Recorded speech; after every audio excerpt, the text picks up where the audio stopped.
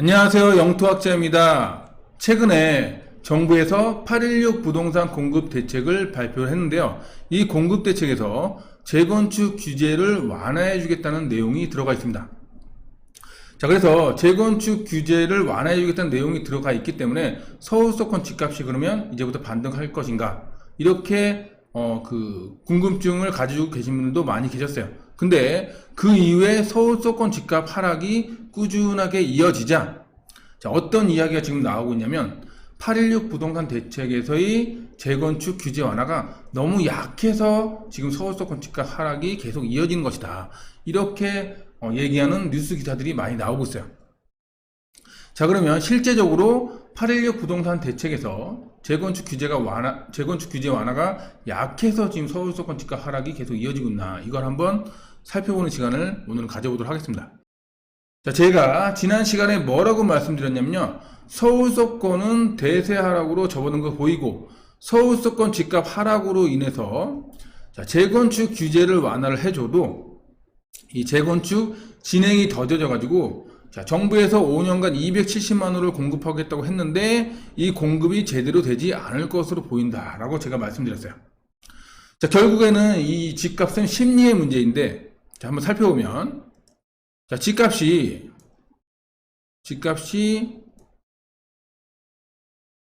자, 상승하고 있고,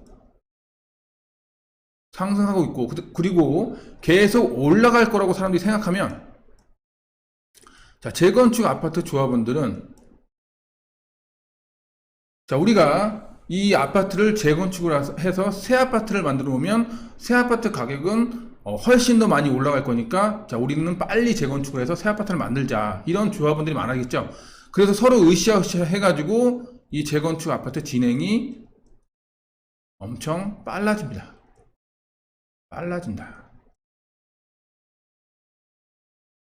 자, 그런데 반대로 집값이 하락하고 있고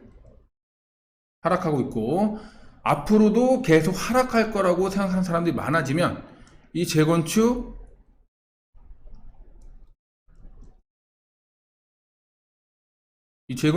아파트 조합원들은 어떻게 돼요?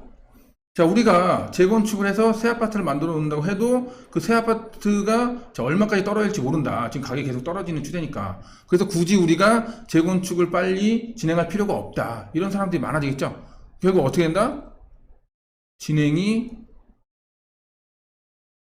느려진다. 자, 그래서 진행이 빨라질 때는 당연히 공급도 빨라지겠죠. 근데 진행이 느려지기 때문에 이때는 공급이 느려지겠죠. 결국 어떻게 된다? 집값이 상승하는 시기가 되면 재건축 진행이 빨라져서 공급이 많아지는데, 집값이 하락하는 시기가 되면 재건축 진행이 더뎌서 공급이 늦어질 수밖에 없다. 자, 이렇게 여러분들이 알고 계시면 돼요. 자, 그러면 자, 지금은 어떤 시기다? 집값이 하락하는 그런 시기로 들어서고 있기 때문에, 자, 진행이 더뎌져 가지고 결국에는 자, 5년간 정부에서 그 계획한 공급이 제대로 되지 않을 것이다 라고 제가 이전 영상에 설명을 드린 거예요. 자, 그리고 당연히 실거주자들은 자, 집값이 하락할 거라고 생각하고 있기 때문에 정부에서 나중에 새 아파트를 많이 만들어준대. 그러면 뭐 지금 어차피 집값이 계속 떨어질 거니까 뭐 그때 가서 새 아파트 입주 많아질 때 그때 가서 새 아파트 들어가는 거 생각해보지 뭐, 이렇게 생각하는 그 실거주자들이 많아지겠죠. 이런 사람들은 어디로 몰린다? 집을 안 사고 전월세로 몰린다. 특히 지금같이 그 전세자금 대출 이자가 비쌀 때는 월세로 몰린다. 그래서 월세 살면서 버틸 것이다. 앞으로. 제가 이렇게 말씀드렸죠. 자, 그래서 이 기사를 한번 살펴보면, 자, 한국경제기사고요. 2022년 8월 16일 기사인데요. 재건축 안전성 비중 30% 낮추면 목동 9단지 11단지 태릉 우성 기사 회생이라는 기사예요. 자, 그래서 내용을 한번 보면,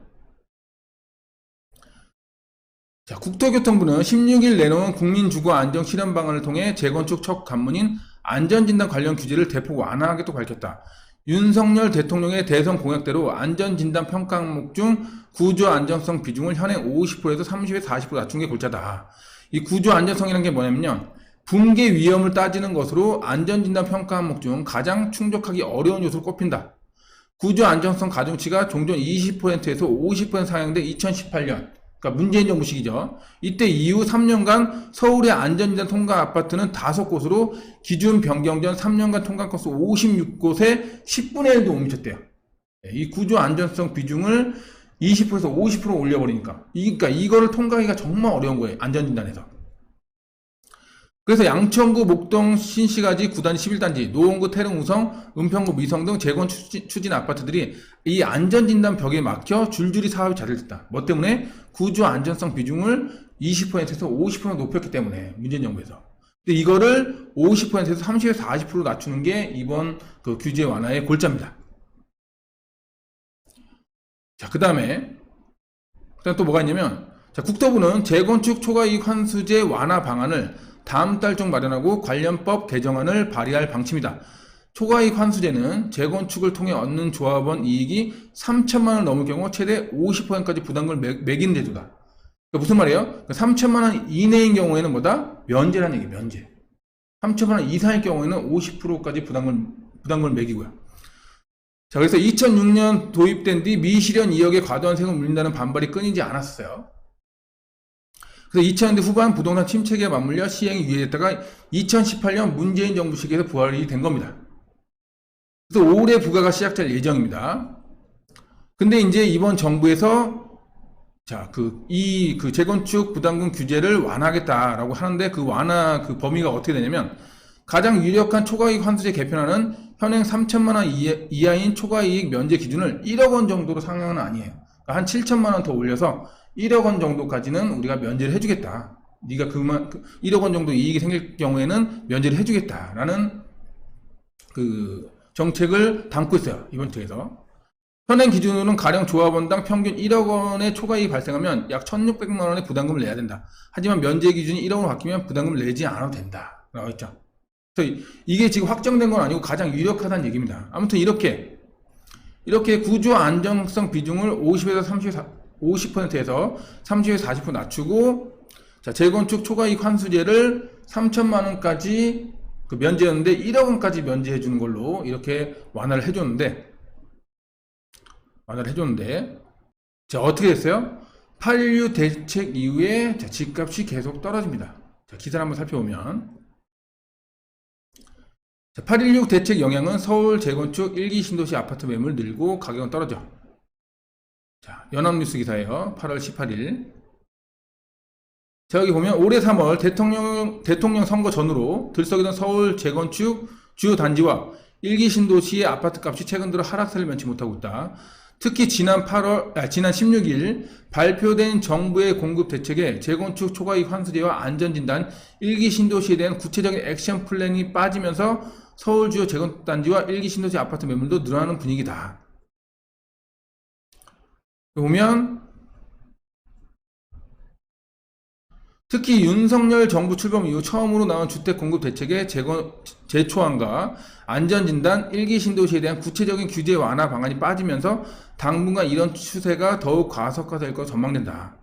부동산 업계 한 관계자는 이번 대책은 그야말로 알맹이가 모두 빠진 맹탕이라며 재초안은 미실현 수익에 대한 과태로 조합원들은 불만이 많은데 폐지가 아니라 완화하겠다고 나와서 실망하는 반응이 많다고 전했다. 또 안전진단 완화는 이미 공약에 있던 내용인데다 2차 적정성 검토를 신청한 단지에 대한 소급 적용 여부를 비롯해 구체적으로 나온 내용이 없다고 지적했다. 그래서 이 기사를 보면 뉘앙스가 어떤 뉘앙스예요? 자, 이번 공급 대책에서 재건축 규제 완화가 너무 약해서 집값이 떨어지고 있다. 실망 매물이 늘어나면서 집값이 떨어지고 있다. 이렇게 이런 뉘앙스를 지금 풍기고 있죠. 자, 그렇다면 과연 서울 수도권 집값 하락의 가장 큰 원인이 8.16 부동산 대책에서 재건축 규제 완화가 약해서일까? 이걸 우리가 알아볼 필요가 있습니다. 왜냐? 지금 서울 수도권 집값 하락의 핵심 원인은 우리가 알아야 나중에 서울 수도권 집값이 떨어지다가 어느 순간에 또 반등할 거 아니야. 그럼 그 핵심 원인이 해소가 되는 순간 우리가 그때 바닥을 잡고 다시 집값이 올라가기 전에, 다시 말씀드릴게요. 집값이 올라가기 전에 바닥을 잡을 수가 있을 거 아니에요. 자, 그렇기 때문에 핵심 원인이 뭔지가 굉장히 중요합니다. 이거 한번 살펴보도록 할게요. 자, 다음 기사를 한번 살펴보면요. 자, 제추제 폭탄 충격의 강남 조합들 혼비백산. 자, 이게 2018년 5월 17일 기사예요. 데일리안. 그래서 내용을 보면 제초제 부담금이 예상보다 높게 통지돼 당황스러워하는 조합원들이 많다. 그렇다고 관리처분 인가 등 인허가권을 손에 쥔 구청장에게 무턱대고 항의할 수도 없는 노릇이다. 아직 확정된 게 아닌 추정인 만큼 사업을 빨리 진행해 준공 시점에 다시 따져봐도 늦지 않는다. 다만 아파트 크기가 커진 것에 따른 조합원 추가 부담금을 합하면 3억 원 이상의 현금 지출이 예상돼 자금 마련이 막막한 일부 조합원들은 벌써부터 걱정을 호소하고 있다. 반포현대 재건축 조합 관계자예요. 반포현대의 결과를 보고 규모가 커 일반 분양이 훨씬 많은 우리 아파트 조합원들이 세금 폭탄을 맞는 거 아니냐며 불안해하고 있다. 일부 조합원들로부터는 재건축을 다음 정권 때까지 멈춰야 하는 거 아니냐는 목소리가 나온다. 우선 반포현대 부담금을 근거로 다시 초과이익 부담금을 따져봐야겠다. 강남구 위치한 재건축 조합원 관계자예요. 자, 그리고 여기 보면 자, 이번 반포현대의 부담금을 두고 이 단지보다 규모가 큰 재건축 조합들의 걱정은 이만저만이 아니다. 총 가구수가 80개에 불과한 반포현대의 부담금이 당초 예상보다 16배나 뛰었기 때문이다.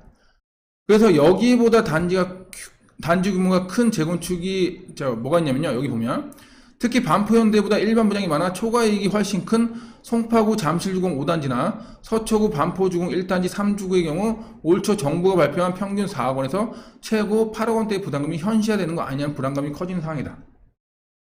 만약에 이렇게 강력한 재건축 규제가 집값 하락의 원인이라면 이때 이후부터 집값이 떨어져야 됐겠죠. 그죠? 자, 그런데 이렇게 강력하게 재건축 부담금을 부과하면서도 자, 집값이 어떻게 됐다? 자, 한번 확인해 보면 여기 보면 잠실 주공 5단이 나오죠? 자, 잠실 주공 5단지를 한번 확인해 보면요.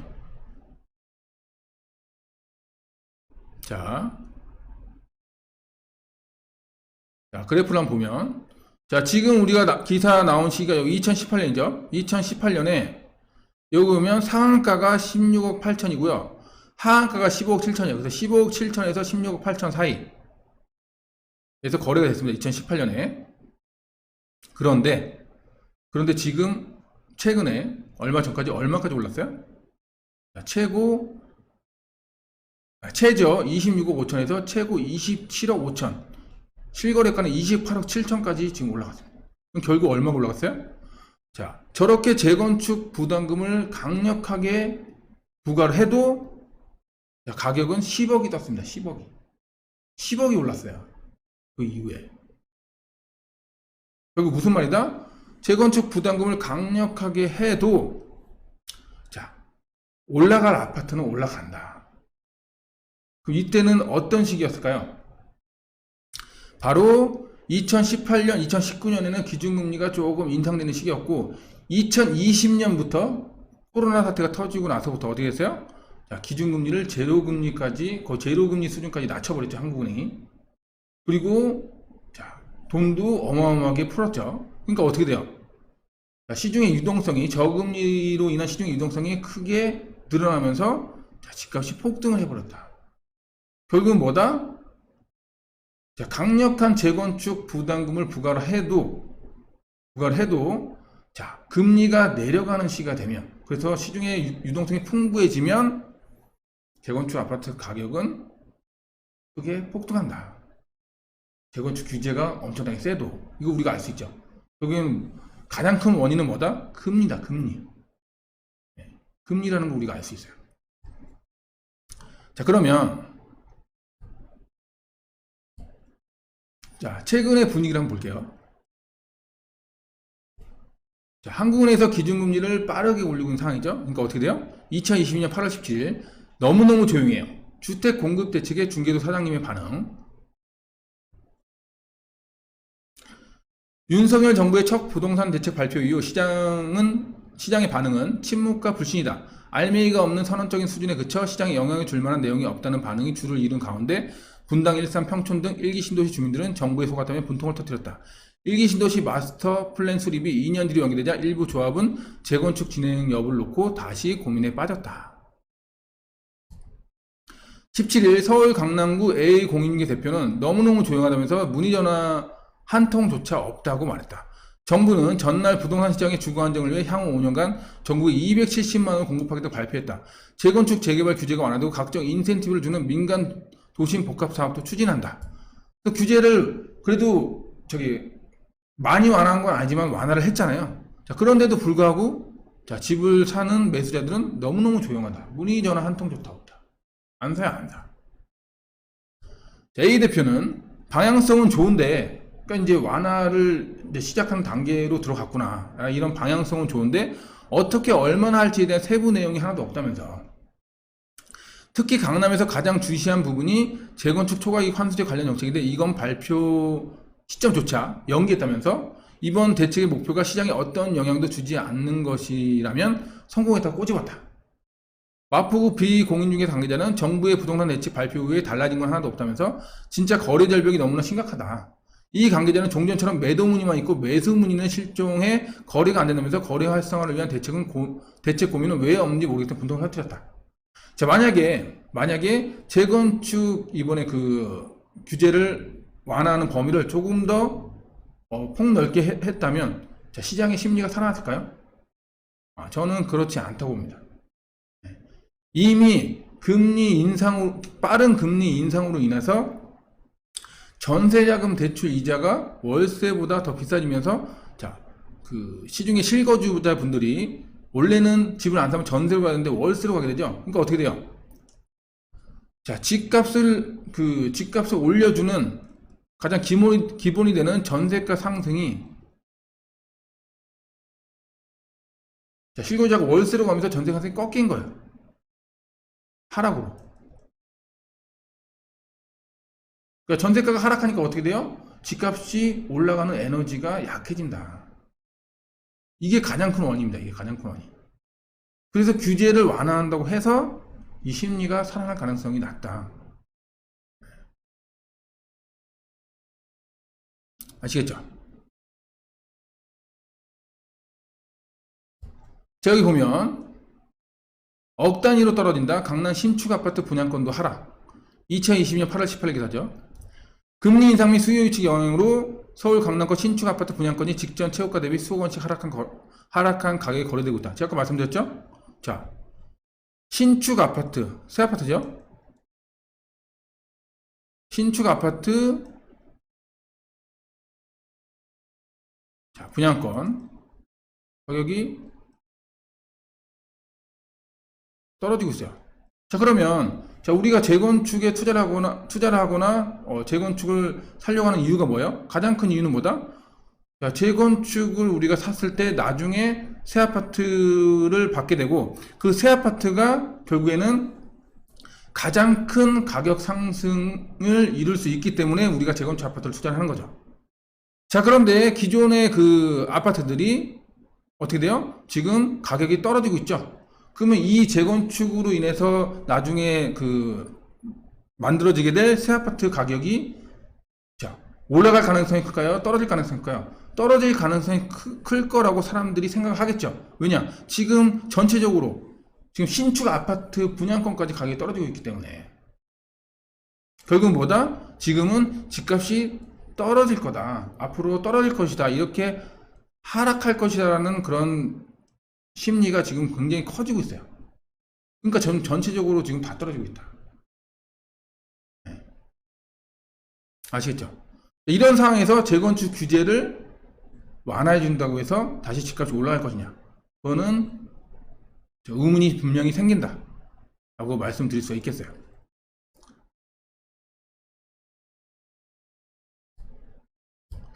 결국 지금의 서울 수도권 집값 하락의 가장 큰 원인은 뭐다? 규제가 너무 강력해서가 아니에요. 규제가 너무 강력했던 그 2018년에도 강남 재건축, 강남 재건축, 잠실 주공 5단지 아파트도 10억이 올랐어요. 10억이. 그럼 지금 서울 수도권 집값 하락의 가장 큰 원인은 뭐다? 재건축 규제가 강력해서가 아니라 너무 빠르게 올리고 있는 기준금리 때문이에요. 기준금리. 그래서 어떻게 해요? 기준금리가 너무 빨리 올라가고 있으니까 주택담보대출 이자도 너무 빨리 올라가고 있고, 그 다음에 전세자금대출 이자도 너무 빨리 올라가다 보니까 자, 전월세 전환율, 월세보다 전세자금 대출 이자가 더 비싸지는 상황이 되니까 사람들이 자, 전세로 안 몰리고 월세로 몰리면서 전세가가 하락하고 있다. 전세가가 하락하니까 어떻게 돼요? 전세가가 계속 올라가 줘야 매매가를 밀어 올리고, 매매가가 밀려 올라가면 집값이 앞으로 올라갈 것이라는 기대 심리가 많아지면서 재건축 거래도 굉장히 많이 늘어나게 되는 그런 상황이 생기게 되는데, 가장 핵심이 되는 이 전세가가 하락하고 있는 상황이기 때문에 이게 지금 계속 집값이 올라갈 수 있는 그런 상황이 되지가 않는다. 이렇게 정리할 수가 있겠습니다. 아시겠죠? 결국은 뭐다? 자, 기준금리가 다시 내려가고 전세자금 대출 이자가 다시 내려가서 월세보다 싸질 때, 그래서 사람들이 월세가 아닌 전세로 몰리게 될 때, 그래서 전세로 몰리게 해서 전세가가 다시 올라가게 될 때, 전세가가 다시 올라가면서 집값이 다시 올라가게 될 때, 그때 다시 부동산 시장 분위기가 좋아지면서 재건축 아파트 가격도 다시 올라가게 된다. 그때는 규제를 아무리 세게 때려도 가격은 계속 올라갈 것이다. 문재인 정부처럼. 결국 가장 큰 원인은 뭐다? 금리 때문이다. 라고 정리해서 말씀을 드릴 수가 있겠습니다. 아시겠죠? 자, 그래서 여러분들은 앞으로 어떻게 되냐? 서울 수도권의 바닥을 잡으려면 이 금리를 굉장히 집중적으로 보셔야 된다. 그래서 금리에 영향을 미치는 요소들이 있죠. 지금 인플레이션이 굉장히 많이 높아지고 있는 게 금리를 올리고 있는 원인이잖아요. 그럼 인플레이션이 높아지지 않고 낮아져야 금리가 다시 금리가 최소한 올라가지 않거나 다시 동결되거나 또는 조금 내릴 수 있는 여지가 생기겠죠. 결국엔 뭐다? 인플레이션이 잡히냐 안 잡히냐, 이걸 여러분들이 굉장히 중점적으로 보셔야 된다. 이걸 여러분들한테 말씀드리고 싶습니다. 자, 오늘 영상은 여기까지입니다. 자, 오늘 영상이 여러분들한테 도움이 되었다면 좋아요, 구독하기, 알람 설정까지 부탁드리겠습니다. 자, 긴 시간 수고 많으셨고요. 저는 다음에 더 좋은 컨텐츠로 찾아뵙도록 하겠습니다. 감사합니다.